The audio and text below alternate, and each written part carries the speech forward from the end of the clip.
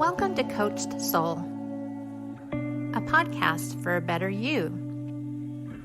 Your host, Steve Hudgens, is a licensed professional counselor, and your co-host, Julia Canton, is a therapeutic coach. Together, they discuss various topics, providing a different perspective on life and insight that you are not alone. On a non-emergency basis, you may contact them at area code 918-280-8690 or coachsoul.com to provide them with new topics, feedback, or to request an appearance on the show. And now, here's your host, Steve Hudgens. Welcome back to the show. Julia, it's great to have you back in the studio. Yeah, good to be here. Good to see you. And we're communicating. Is that what we call this? I think so. You know, it's funny because that book that came out a long time ago, Men Are From Mars and Women Are From Venus, and yes, talking about how to communicate. How do we even communicate? Bishop Jacob had this little scenario that he was talking about, that men are logical, linear thinkers, women talk in circles. He said he came home one day and asked his wife, "What's for dinner?"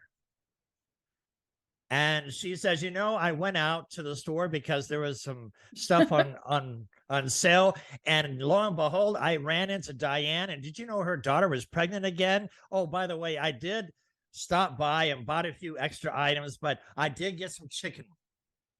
And he's like, that's all I want to know. What's for dinner? Chicken. That's it. Straight to the point. How come men and women have difficulty communicating? Well, it's really funny because I want to give the female perspective of how we, most of us see the male brain. I literally sometimes sat across from my male companions, and in the 20 seconds that I am looking at them, my brain has already created 46 different languages.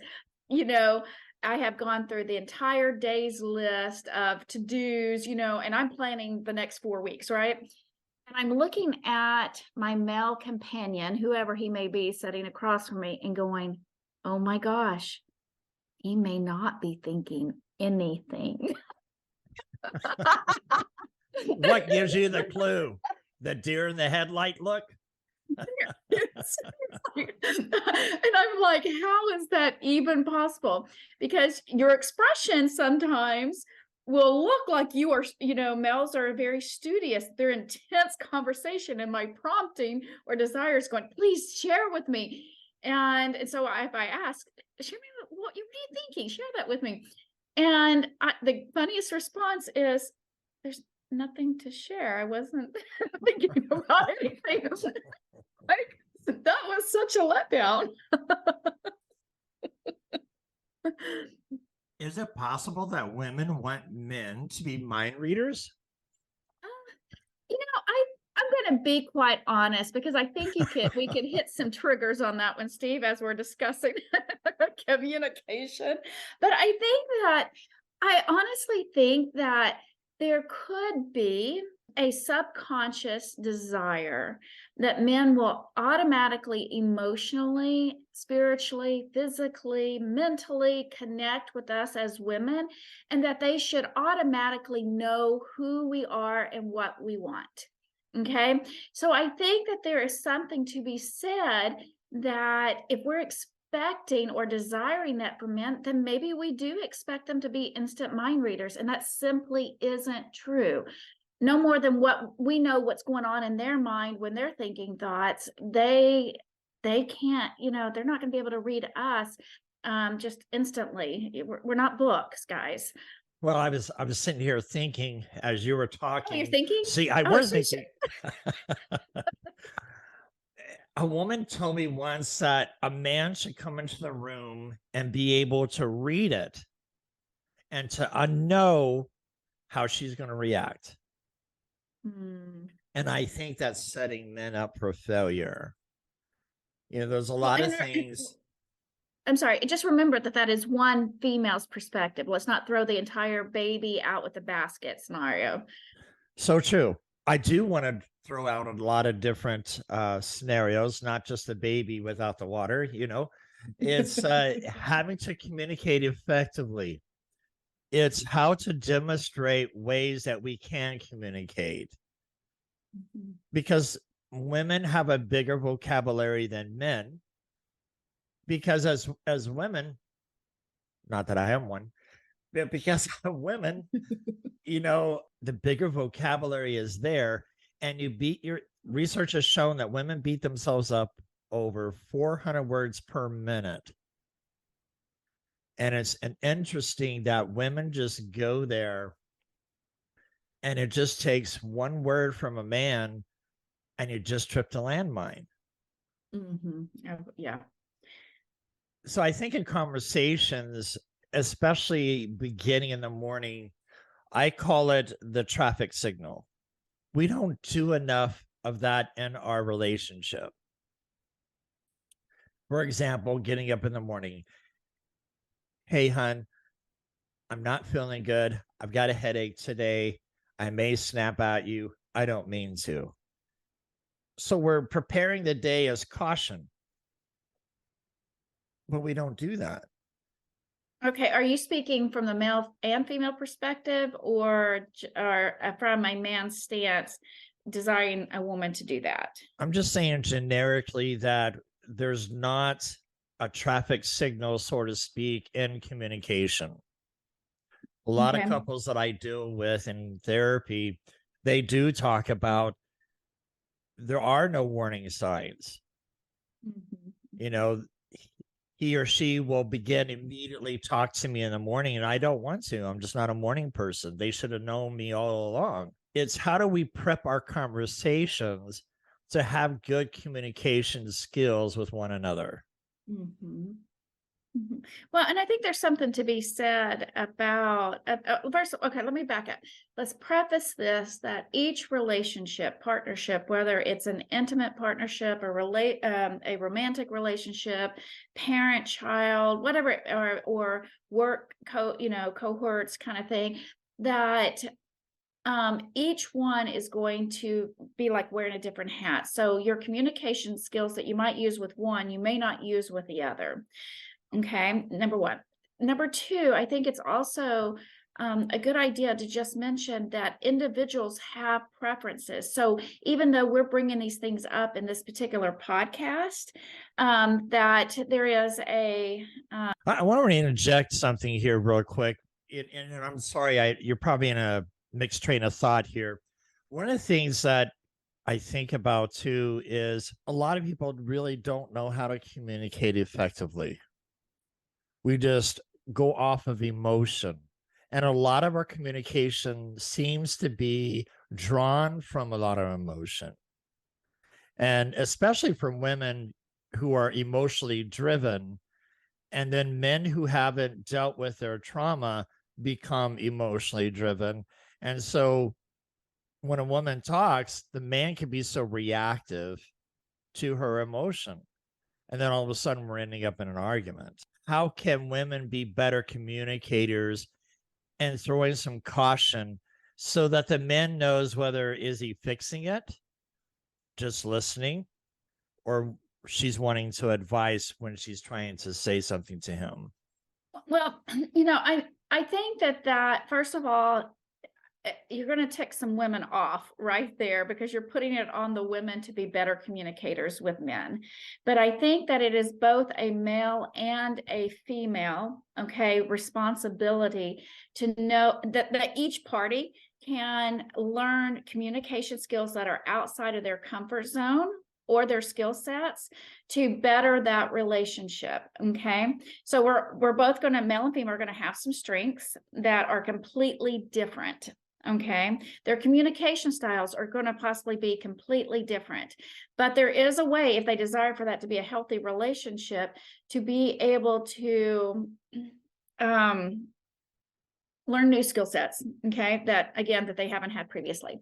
So to answer your question on that, and I know we got a little bit derailed, and I lost my train of thought, but there is a process that I think that, one, from a female perspective, because we tend to be more emotionally charged, that there is something to be said about learning the natures of men. And I think this is a good time to bring in the idea of Alison Armstrong. She is an amazing relationship therapist.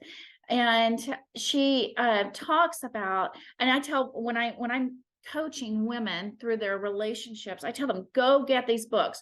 Alison Armstrong does an amazing job of decoding men. All she's trying to do is teach women how to better connect with men and understand the different stages that men are going through, so that when we do communicate with them, we know who we're communicating with and when is the best time to communicate with them. I would love to say that men are available 100% of the time, and that we can just deep dive into any conversation that's on our mind and our hearts, because we have so many going on all the time. But there is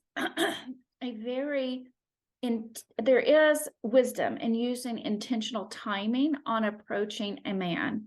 And when we do, and we use that wisdom, okay, it invites the man to be present with us, to allow him to actually hear us, so it's not being brushed off into one of his, several boxes. And it also, I know this will probably make some women uncomfortable, but I think it needs to be said, because I think for me, it is a truth that when we communicate with a man based on understanding who he is, okay, and we're not just throwing up on him with our words and our emotions, then it is also a sign of respect. It is saying, hey, I see you, I respect you, I honor and value our conversations. And because of that, I really need you to be present with me. And so when can we talk? And I guarantee you 99% of the time, if that is a healthy man, he's going to say, honey, okay, if you will give me about 15 minutes to wrap up this project that I've been working on for the last 12 hours, let's go sit on the couch, or, let's sit down and you will have my attention. And then you don't just throw up on him. Okay. You don't, even then you try to come about it with, if possible, even in our emotional state, even if we're crying, and sometimes we just need to yell. We need that thunderstorm has to come out somewhere. And so Alison Armstrong actually talks about that for males, that when a female is blistering her storms just verbally, to not take it personally, to stand like a tall tree and just let it blow over him, okay? Because it's not directed at him. It's all these emotions that are that's going on in her.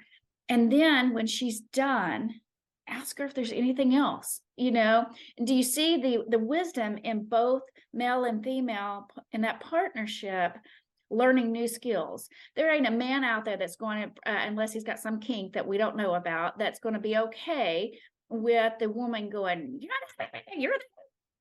they're just not okay. But if he understands that it's not really him, that she's just trying to get all these emotions out, he's going to be stronger. For her, using the timing and the new skill sets of how to decode and read the man that she's with, that's not comfortable for her either, because she wants him to already know who she is. But the value of both of them learning new skills to make the relationship work changes everything. And when I started this conversation, I wasn't saying that women are bad communicators. Both need to be good communicators. Okay. Yes, agreed. What you just explained is exactly where I was wanting to go with this conversation. That sometimes women think because they're in this emotional, ready to communicate with a man, he's ready to communicate. Mm-hmm. It's never the case. We're builders, we're hunters, we're protectors, and fixers. And fixers. So that's where our mind is, fixing and doing. And so if we're in the middle of working on a car or doing something, and she comes in and just starts going, he doesn't know what to do. Right. It catches him off guard. Correct. And if he's in the middle of something and he knows he's got to get that last bolt in, and she's coming in and wants to interrupt, he's going to become explosive because you just disrupted his mindset of how to put the puzzle pieces together, so to speak. Mhm. So men need to be gentle if they can and be mindful. Both men and women need to be mindful of each other because men and women do think differently. Men are more task orientated, not to say that women aren't, but men are task orientated. And it takes a while for our brain to switch. I got to calm down. I got to sit and just let her go. Well, and I think too, Steve, that is some valid points there, because when we consider that the man is in the process of a certain focus point, okay, you guys may not be able to go right back to it immediately as soon as that conversation is done. I mean, you've been derailed basically. And I'd also like to say there's always is an exception to the rule. There are going to be more men that are more emotionally connected and have done a lot of personal work, and so they're going to be better communicators when they're communicating with women than most. Okay, and then there are also going to be women out there that are simply not emotional either. Okay, and so they oftentimes take on a more male energy, and they're going to be more task oriented, and so there's always an exception to the rule. So we're not trying to put everybody Right. in the same spot. But generally speaking, you're right. I mean, it's if I let's just say this. In fact, this is a perfect example. In the middle of this podcast, I got a call from a male. Okay, that was a very important call. As soon as he called, because I was waiting on that call, okay, we paused the podcast, and I don't mind just saying this, we paused it, and because of the conversation that we had, he didn't know I was on a podcast. Okay, Right. he derailed my thought process. Okay, and I wasn't able to go back to it. That is what typically happens to a male. Right. When a female comes in and he is in the middle of building, creating, fixing, whatever his focus may be, we have completely derailed his thought process, and he may not be able to go back to it. Okay. Now, what's interesting about this, because you were able to come in and just instantly create a space for the fact that I was derailed, what did you do as a man that is very male? You fixed it. You just fixed it. You said, okay, I got this. And I was so happy, because I was like, I had no idea what thought I was on. I'm out there somewhere. And so I think just having that real life example kind of will help our listeners understand the value of typically speaking, we are completely knocking him off of his horse, essentially, in the middle of galloping. Okay, when we stick our all of our handkerchiefs and our heels and our cute little dresses and our conversations and our sisterhoods and our oh my gosh, our hair bows and our jewelry and our and the guy is just sitting there going, damn woman, all I wanted to do was ride the horse. Right. We want to ride the horse. The thing about it is when I think about, especially for me as a man, for me going from an engineering career field in the middle of my life and switching into therapy, my mindset is already in the engineering, ready to listen, ready to work on things. And in the telecommunications field, I was always a troubleshooter. I will never forget, there was an incident that had happened, and I had to call the president of NYNEX to escalate a situation. The next morning, I thought I was in trouble because the director of operations was at my desk. He says, I heard you call NYNEX and spoke to the president last night. What were you doing? And I thought I was in trouble. I explained to him. He says, congratulations, you are now my lead escalator. Any problem I have is going to you, and you're going to fix it. Nice. So it's men can jump in and get it.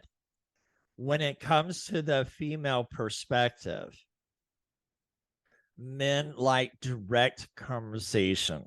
Yes, I do. And one Typically, of the things that I try to recommend to couples is if a woman is bringing something, don't go 5 minutes in a conversation because you just lost him. If we can break the conversation in a minute or two, allow him to catch up. Because remember, his mind is also trying to figure out where he's at in the conversation. That's why I think sometimes it's good that we can preface it and say, babe, I need a vent. Yes, This or way I it need prepares I the need a mind. resolution. Can I? Yes.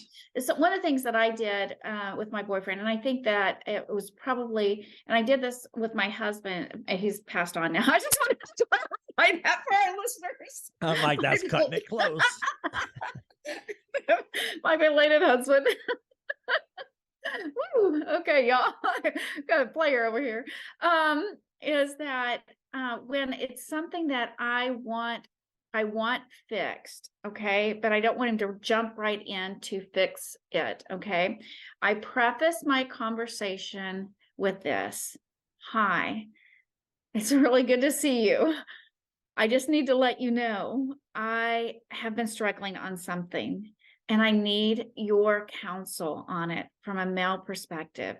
Would you do this for us? Do you think that there is anything after that point that he is not going to listen to? No, because I like how you presented that. It's I need help. And what man doesn't like I need help? Except when a woman is so needy, she can't change the light bulb. She can't do this.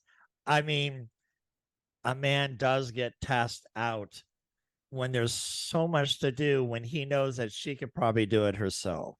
Yeah, well, and I think that generally speaking, when it's smaller things that a woman can do, that a man thinks it's hot. I mean, I think that he finds that super attractive. And even if we can't do it, I think that you guys, typically speaking, love the idea that we tried. So let's just say, I may not know how to change out the is it called a receptacle? What is the, okay. I may not know how to change that out. Okay. But if I went on YouTube to figure it out, okay, or I read some books or I counseled with a couple of people and I still look at it and I go, you know what? I just don't feel safe enough to do this myself. I don't care how basic they say it is. And I go to my man or a man that I have some kind of connection with and I say, hey, I've done ... and I still just don't feel comfortable with this. Would you please help me figure this out? Or will you, they're like, number one, you went and at least got educated on it. So you're using the correct terms, whatever the terms are. Okay. I can see that you learned something. So heck yeah, I'm going to go do it. Come on, let's go do it together. But there was intentional words that I use when I want counsel. And that's, again, I want your counsel. Okay. Because you have experiences I don't have, but will you do this for us? Notice I didn't say for me. Okay. The reason I use us is that is an instant connecting word. Okay. And it says that our relationship is more than this experience that I'm requesting help on.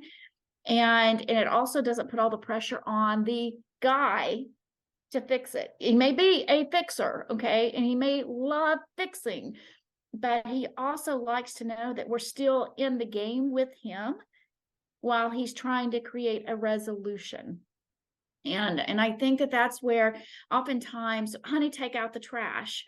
Okay, do you know I now take out the trash probably more often than him? And why is that? Because he will do it if I ask him to, but I'm already I'm going that way anyway. So why would I put that on his plate? And I think that there's this trade-off, if we will. Women are not princesses. I hate to break it to you. You're really not queens either. Okay. Men are not kings. And Alison Armstrong actually goes into these different labels, and so she uses them very specifically, but we're human. And we want and desire healthy relationships. And if we're going to have those healthy relationships, there's going to be some new skill sets that we need to develop in order to be able to make the relationship work. And that ladies, that is a great segue for our next time. We're running out of time. One of the things I do want to kind of wrap up in saying is that I do know there's difficulties, and I know we went on a little rabbit trail here, and that's another great segue into another podcast, that we should be able to listen to one another, create that safe space. If we're in an angry position, then we back it off a little bit and wait for a good timing to communicate. Finally, one of the things that I like to share is that we need to be aware about how much we can encourage one another in our speech. Women praising men. Men need to be more aware of praising her. Instead of saying you shouldn't eat that, no. Watch how we talk to one another. And that's another segue that I like to leave off here. That's a different one. We are timed out. I love to communicate with you. You too. Thank you, Steve. Bye, guys. Bye. Thanks for joining us today. We hope to have you back next week. Until then, be safe and be kind.